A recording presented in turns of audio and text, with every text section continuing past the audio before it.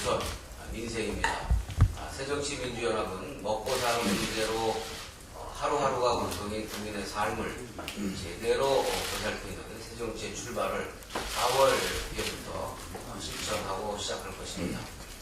재벌과 대기업 배불리는 후장분인 민생이 아니라 수백만, 수천만 국민이 지금 겪고 있는 고통과 걱정을 덜어드리는 진짜 민생의 총력을 이루어나갈 것입니다. 그 대표적인 법안이 세무료 복지 3법과 전월세 안정화법, 카드 수수료 인하법, 그리고 개인정보보호법, 생활임금법, 또 의뢰 눈물을 닦아주기 위한 법들입니다.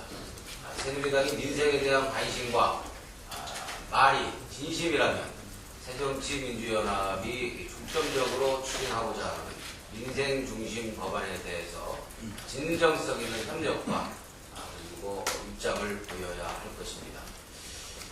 두 번째는 국민과의 약속을 지키고 살려내는 국회가 되어야 할 것입니다. 여당은 노인기초연금과 관련해서 약속을 지키려는 최소한의 성의는 보여야 할 것입니다. 그것이 정치적인 도리이고 책무인 것입니다.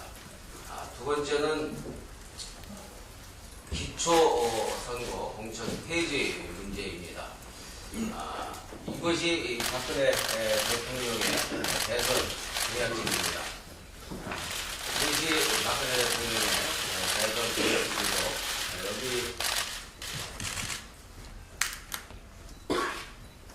380페이지에 이렇게 박근혜 대통령의 대선 공약은 기초단체의 당과 의원의 정당 공천을 폐지하겠다라고 명백하게 선언을 해 있고 이와 같이 두꺼운 책자에 약속이 되어 있습니다.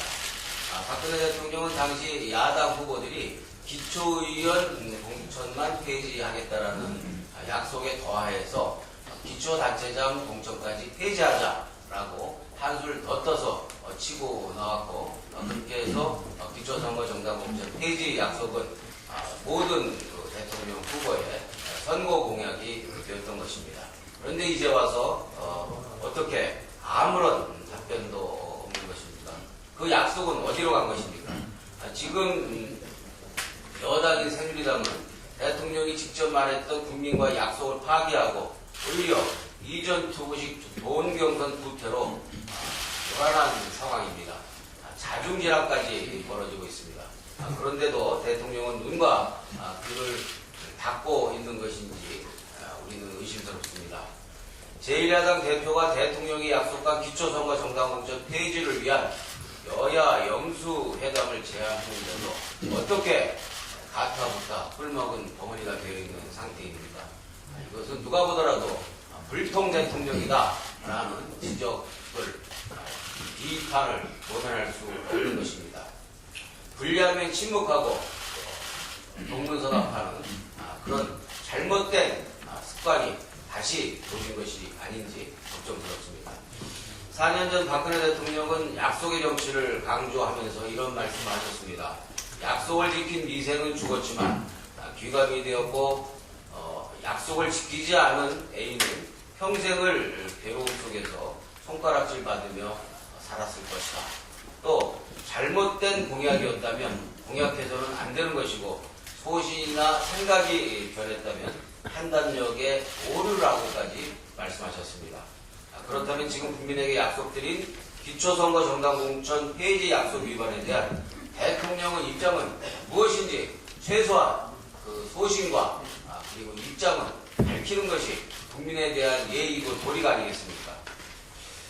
국민과의 약속은 정치의 기본이고 신뢰의 기초입니다.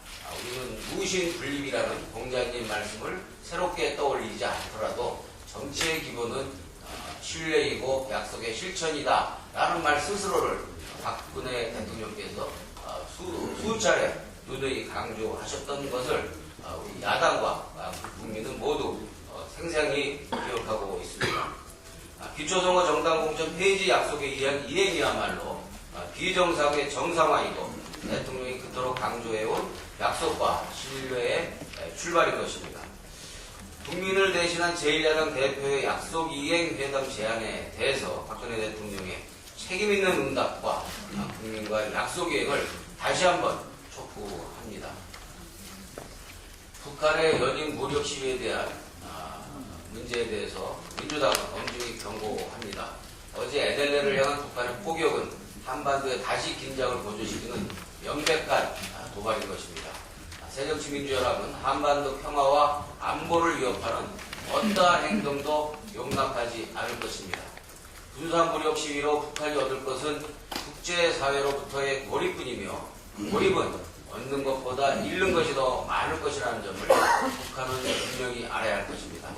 일체의 도발 행위를 중단하고 평화 건설을 향한 대화에 나설 것을 북한 당국에게 엄중하게 요구합니다. 박근혜 대통령과 정부에도 당부합니다. 기초를 가지고 기둥을 세우기도 전에 지붕부터 얹을 수는 없는 일입니다. 통일 대박보다 우선할 일은 평화의 정착인 것입니다. 대통령의 대북 제안 다음 날 남북 간의 폭탄이 오고 가는 이 팽팽한 긴장 상태를 어떻게 해소할지부터 고민하셔야 합니다. 남북 대치 국면의 해소를 위한 노력이 병행되어야 대통령이 말하는 통일 대박론을 우리 국민도 북한 당국도 납득하고 협력할 수 있을 것입니다. 대통령과 정부의 적극적인 평화 개척 노력을 당부합니다. 예, 다음은 장병환 정책위 의장 모두 발언이 있으시겠습니다. 민생 중심의 정책 전당을 실천하기 위해 지난 2월부터 시작된 국민 부담 경감 서비스 제7탄을 말씀드리겠습니다.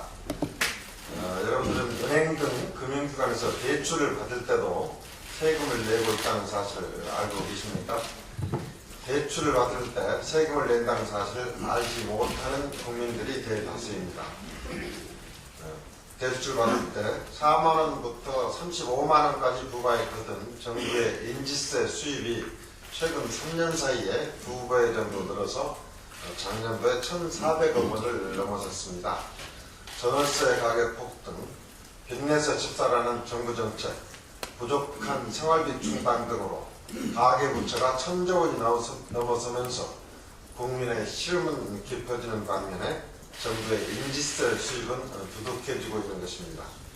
돈 없어서 돈을 빌리는 것만도 서러운 국민들에게 세금까지 내라고 하는 것은 국가가 할 일이 아닙니다. 이에 새정치민주연합은 금전 소비대책, 즉 대출 시 부과되는 인지세 폐지를 위해 당 차원에서 적극 노력할 것입니다. 이러한 내용을 담은 인지세법 개정안을 정호준 의원께서 대표 발의할 예정입니다. 보다 자세한 내용은 정호준 의원께서 말씀해 주실 것이고 배후에 드린 보도자료를 참고해 주시기 바랍니다. 정부가 대통령 말 한마디에 규제개혁의 속도를 지나치게 내고 있습니다. 불필요한 규제는 폐지되는 것이 마땅하지만 규제개혁에만 몰두하여 필요하고 착한 규제마저 사라져서는 안 될 것입니다. 더구나 정부가 나서서 의원입법을 규제비용 총량대 관리 대상으로 지적하겠다는 발상은 천부당 만부당한 행정부의 월권이고 민주주의의 기본 원리인 삼권 분립을 도전하는 것입니다. 신용카드 개인정보 유출, 저축은행 사태 등은 무차별적인 규제 완화로 발생된 대표적인 사례이며 원래 규제는 이와 같이 발생된 문제를 해결하기 위해 생성된다는 점을 간과하지 말아야 할 것입니다. 불필요한 규제는 90%가 아니라 100% 철폐되어야 한다는 것이 우리 당의 입장입니다.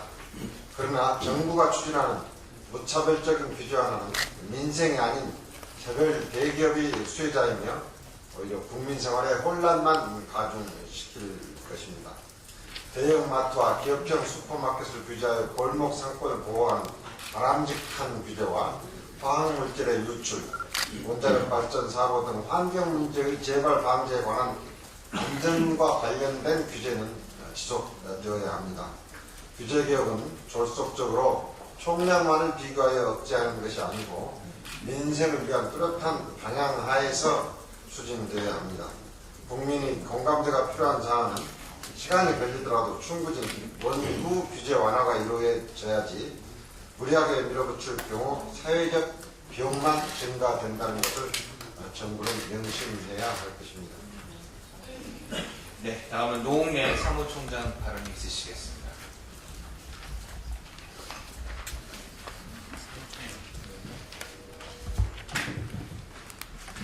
예, 작가 계태는 인생은 속도가 아니라 방향이라고 말을 했습니다. 공천 역시 인생과 다르지 않을 것 같습니다. 중요한 것은 속도가 아니고 방향인 것 같습니다. 우리 앞에 보시는 것처럼 새정치연합은 민심이 가리키는 정확한 좌표를 찾기 위해서 국민과 함께 약속 실천과 상향식 공천을 착실히 진행하고 있습니다. 반면에 새누리당은 박심이 가리키는 대로 약속 파기와 상왕식 공천을 고집하고 있습니다. 게다가 민심을 거스르는 일에 거침이 없어 보입니다. 얼마 전 서울에서는 후보 3명에서 2명으로 안 줄여준다고 김항식 후보가 며칠간 사라지는 무책임한 일이 벌어졌습니다.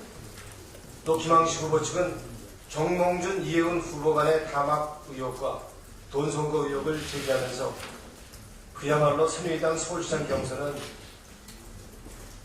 네거티브 잔치일 뿐입니다. 이쯤 되면 드라마틱한 경선 연출을 위한 노이즈 마케팅이 아니라 이건 노이즈 그 자체를 할 것입니다. 이뿐만이 아닙니다. 박근혜 대통령 기초선거 무공천 약속에 대해서 지방선거 2달 남은 지금까지도 아무 말이 없으십니다. 답답합니다.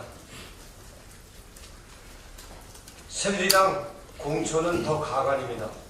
경기도 수원에서는 현직 청와대 민원비서관이 공천 해결사로 나서서 비서관 면접 공천을 벌였고, 부산 해운대에서는 새누리당 국회의원이 여론조사를 빙자해서 현역 시의원을 찍어내기 사천을 감행했습니다. 이뿐이 아닙니다. 인천 계양에서는 전 당협위원장의 사모님이 구의원 공천을 낙점하는 사모님 공천까지 자행한다고 합니다. 그야말로 유권자들이 숨을 턱턱 막히게 하는 미세먼지 같은 공천을 벌이고 있는 것입니다. 기초선거 무공천 약속 그저 지키면 됩니다. 우리가 광고에서 흔히 하는 자스트 두 이십니다. 1999년 12월 1일 한나라당 지도부 연석회의에 참석한 한나라당 박근혜 부총재는 의원 정수를 270명으로 감축하기로 한 약속을 위반한 지도부를 강력히 성토했습니다.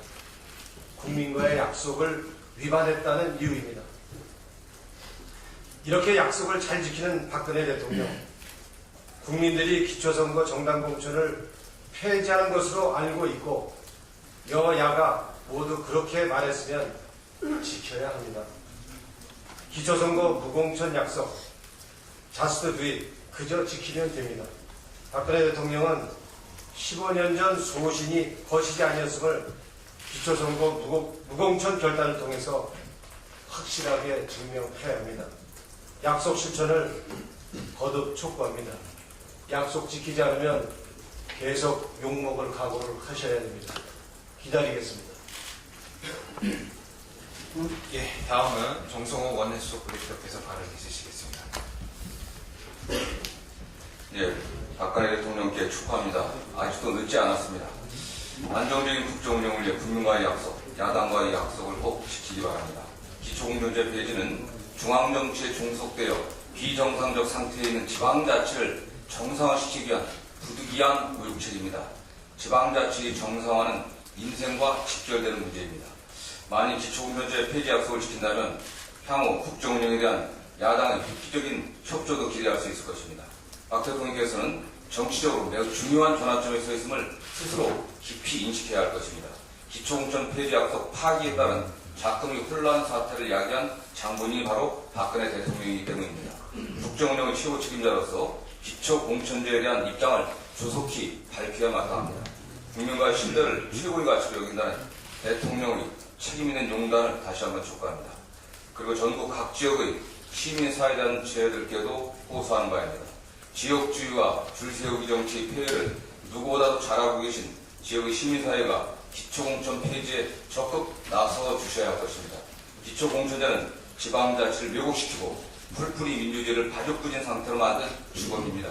지역의 운명을 지역이 스스로 결정한다는 자주성과 자율성이 지방자치의 정신이며 이를 되살리자고 하는 것이 기초공천제 폐지입니다. 새정치 민주연합은 진정성을 갖고 기득권을 포기하겠다고 선언한 것입니다. 지역의 시민사회단체가 집권 여당과 대통령을 향해 기초공천제 폐지를 한 목소리로 외쳐주시기를 부탁드리겠습니다. 검찰 수사 관련해서 말씀 더 드리겠습니다. 검찰은 어제 국정원 증거조작 사건과 관련해 국정원 대공수사팀 김모과장과 국정원 협조자 김모 씨를 형법을 적용해 구속 기소했다고 합니다. 법률을 공부한 사람의 한 명으로서 참으로 깊은 자괴감을 느끼게 합니다.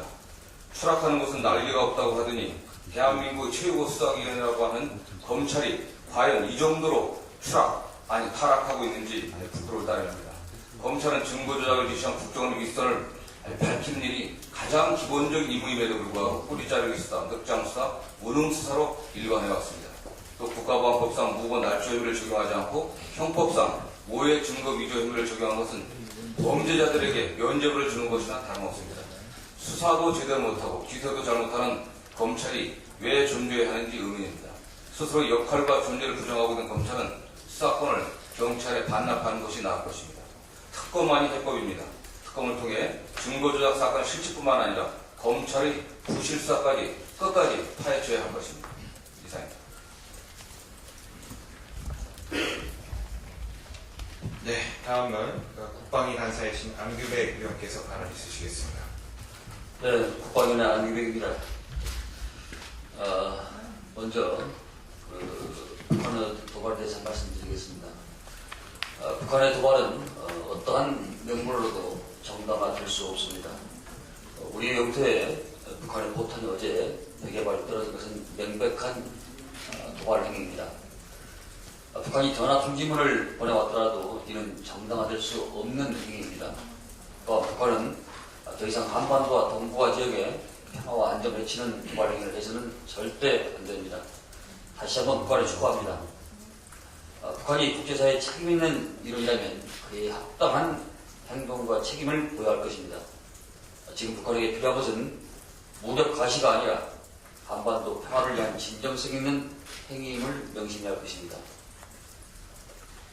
최근 북한 도발 수준이 높아지고 있는 것에 대해 심각한 우려를 포함하지 않을 수 없습니다.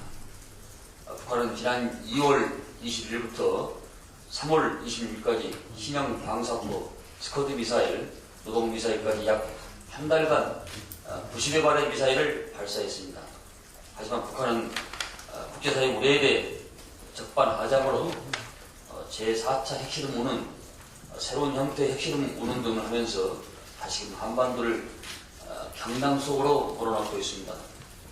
이거야말로 이산가족 상봉을 통해 조금이나마 조성되었던 신뢰 관계를 뿌리째 흔드는 행위로서 북한은 분명히 이에 대한 책임 있는 조치를 해야 할 것입니다. 이러한 이기가 조성될 때 정부 또한 책임이 막중함을 느껴야 합니다.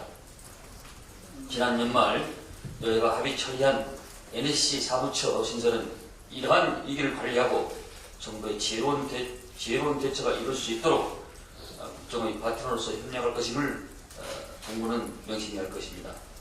또한 정부는 이러한 기조를 말이 아닌 실천하는 한반도 신뢰 프로세스의 핵심임을 삼아야 할 것입니다. 안보에는 여야가 없습니다. 새정치민주연합은 안보에 있어서는 국민께 안심을, 남북관계는 신뢰를, 동북아 있는 안정과 평화를 가져올 수 있도록 제1야당으로서 그 마땅한 책무를 성실히 완수할 것입니다. 이상입니다. 좀 중복되는 감이 있습니다만은 다음 말씀을 드리겠습니다. 북한이 체제 수호를 위한 길은 평화에는 존재하지 않습니다. 이제 보수적인 추위도 물려가는 때 남북 관계는 왜 아직도 냉랭한 기후만 가지고 있는가? 북한이 지난 30일 제4차 핵실험 가능성을 강력히 시사한 데 이어 어제는 최근 유엔 인권이사회가 채택한 북한 인권 결의안에 대해서 적대 정책의 산물이라며 맹세하였습니다. 또 어제 서북도서 NLL을 향해 실시한 해상 사격 훈련에서 석탄 배기관이 NLL 이남에 떨어지는 등 북한은 여전히 위협적인 태도를 견지하고 있습니다. 최근 이산가족 상봉을 추진하는 등 일부 하해 분위기가 조성되고 있는 이 시기에 북한이 이렇게까지 행동하는 이유가 무엇일까요? 만약 이러한 행위들이 체제 수호를 위한 것이라면 그것은 완벽한 오판이라는 점을 말씀드립니다. 3차의 이익은 핵실험은 북한의 득보다 실이 됐습니다. 북한은 핵실험을 통해서 전 세계에 힘을 가시하고 체제를 공고히 다지려 하지만 국제사회의 체제의 예면 결과적으로 북한의 체제를 이토롭게 만들고 있습니다. 만약 북한이 이번에도 유엔 안보리의 결의를 위반한 핵심을 감행한다면 그들이 지키고자 하는 체제는 더욱 어려운 길을 걷게 될 것이 자명합니다. 최근 박근혜 대통령은 독일 드레스덴에서 북한에 대해 인도주의적인 지원과 인생 인프라 구축 등을 제안했습니다. 북한은 이렇게 우리가 내미는 손을 뿌리치기보다는 꼭 붙잡아야 합니다. 정부는 진정성과 인내심을 가지고 이를 추진해야 합니다. 이를 통해서 한반도에 드리운 냉기류를 몰아내는 대화합을 이루는 계기가 될 수 있기 바랍니다. 또한 북한이 지키고자 하는 체제의 존속도 힘의 가시가 아닌 주변 국가의 쏠린 우호를 위해서 평화의 길을 걸을 때 가능함을 명심해야 할 것입니다. 끝으로 군 당국은 이번 북한의 해상 사격 훈련과 관련해서 사전 통보된 훈련에 대한 조치로는 적절했다고 봅니다. 만약 통보되지 않는 포탄 사격이 NLL을 넘어왔을 때 원점 사격 등 조치에 대한 매뉴얼을 검토 발전시킬 필요가 있다고 보는데 신중히 검토해주기 바랍니다. 이상입니다. 예, 다음은 박민수 의원님 발언이 있으시겠습니다. 기존에 체결된 FTA로 인해서 피해를 입게 되는 부분에 대한 보완 대책 및 재정 지원이라고 밝혔던 24조 1억 원도 기존 예산에 순수 추가되는 지원이 아니고 아랫돌 빼서 윗돌 개는 식의 눈속임 대책이라는 지적도 많이 있었습니다. 그리고 현재 추진 중인 FTA가 총 10건의 22개국입니다. 그 체결, 그 협상 문제하고 그리고 지금 참여 여부를 고민하고 있는 TPP 참여하고 관련해서 각 협상의 기대 효과와 비용에 대해서 분석이 미진하다. 그래서 다시 한번 이런 상황으로 졸속으로 체결이 되는 경우에는 다시 한번 농업인들에게 희생을 강요하게 되는 불평등한 협상에 될 우려가 있다는 지적이 있었습니다. 다음 회의는 4월 22일 날 그리고 4월 28일 날 두 번 회의가 예정이 되어 있습니다. 앞으로 민주당은 국회 통상대책특위를 통해서 각 통상협정, 조약, 기준의 절차나 주체를 보완해서 보다 객관적이고 중립적인 효과 분석이 전제되는 상태에서 추진되도록 그렇게 할 수 있도록 노력하겠고, 그 이를 기초로 해서 재벌과 일부 기업에게만 수혜가 되는 통상협정이 아닌 농업인을 포함한 전 국민이 수혜받을 수 있는 통상협정이 체결될 수 있도록 정부와 협상 당국을 철저히 감독해 나갈 것이라는 점을 밝혀줍니다. 이상입니다. 예, 다음은 김성주 의원 발언이 있으시겠습니다. 예, 어제 주임금 여야정 협의체 모임이 다시 열렸습니다. 그러나 우리 기대와 달리 정부는 빈손으로 왔습니다. 여당은 야당이 발목 잡는다고 얘기하지만 실제는 발목만 내밀고 손목은 내밀지 않는 것입니다. 어제 여야정 협의체 공개 여부에 대해서도 논란이 있었습니다. 우리 새정치연합은 공개 회의를 주장했고 새누리당은 비공개를 고집했습니다. 심지어 새누리당의 한 의원은 만약에 공개하면 참여하지 않겠다라고까지 으름장을 놓았습니다. 우리는 공개하지 못할 이유가 없다고 생각합니다. 지난 2월에 여야정 협의체는 비공개 상태로 진행했지만 아무런 소득이 없었습니다. 이제는 국민들이 도대체 왜 여야가 서로 간에 합의하지 못하는지 그 이유를 분명히 알 수 있게 공개해야 된다는 것이 새정치연합의 입장입니다. 입씨름만 하고 끝내는 연평 대화는 필요가 없습니다. 이번 여야정은 여야 차이가 무엇인지 서로 분명하게 솔직하게 드러내고 진행돼야 됩니다. 그래야 어르신들 연금을 볼모 삼아 선거 전략에 활용하려는 달콤한 유혹에서 벗어날 수 있습니다. 오늘은 서로 진전된 안을 가지고 만나기로 했습니다. 새정치연합은 어떤 안에도 대화할 준비가 되어 있습니다. 타협은 지급 시기와 대상, 금액 등 양의 타협이 아니라 원칙에 대해서 이루어지는 타협이 진짜 타협입니다. 우리는 모든 것에 대해 논의할 준비가 되어 있습니다. 여당도 국민연금 가입자인 국민들에게 손해를 끼치는 차별안을 다시 내밀어서는 안 됩니다. 정부와 새누리당은 이제 발목만 내밀지 말고 야당이 내미는 손을 잡아야 됩니다. 잘못된 고집을 그만 부리고 성실하게 대화에 임해서 목노와 기초연금 7월 지급을 기다리는 어르신들에 대한 제대로 된 응답을 해야 할 것입니다. 이상입니다. 예, 말씀 감사합니다. 저도 마지막으로 발언하겠습니다. 아까 우리 장병환 정책본부장님께서 서민 금융부담 경감 대책위원회로 인지세법 개정안 발의를 한다고 말씀하셨습니다. 또 관련해서 간단히 말씀을 드리겠습니다. 인지세법 중에 납부 의무가 있는 문서 항목 중에요.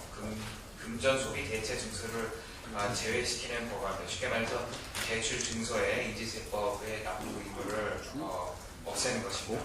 인지세는 재산권의 창설 이전 변경 소멸 등을 증명하는 증서, 장부 및 재산권에 관한 추인 승인을 증명하는 문서에 대해 과세하는 조세로 작년 한 해 동안 세입이 6,366억 원에 달합니다.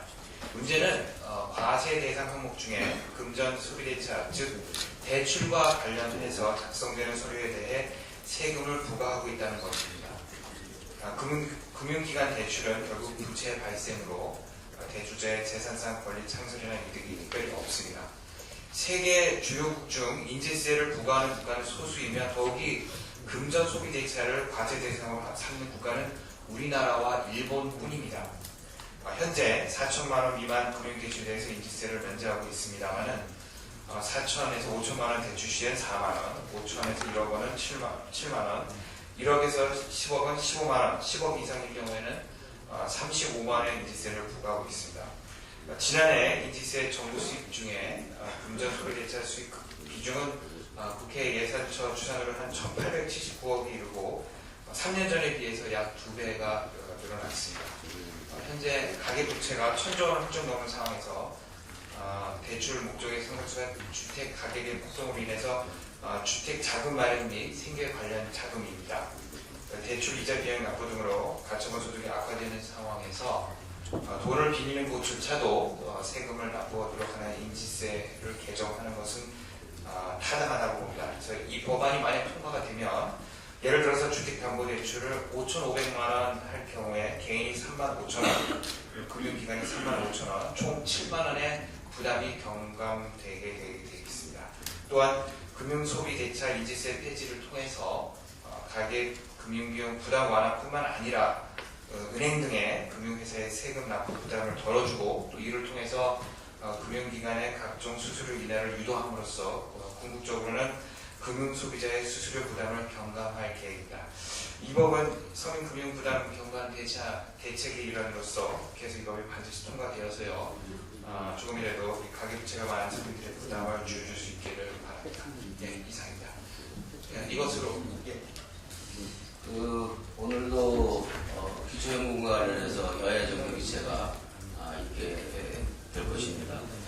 새누리당은 말로는 어르신들을 위해서 하루라도 빨리 기초연금 실시를 하자고 하면서 지금 김성주 의원께서 말씀하신 것처럼 여야정 협의에 대해서 매우 소극적이고 심지어는 투명한 논의에 대한 절차 문제를 가지고 퇴장, 물음장을 놓고 있는 이와 같은 이중적 태도에 대해서 정말로 유감스럽게 생각을 합니다.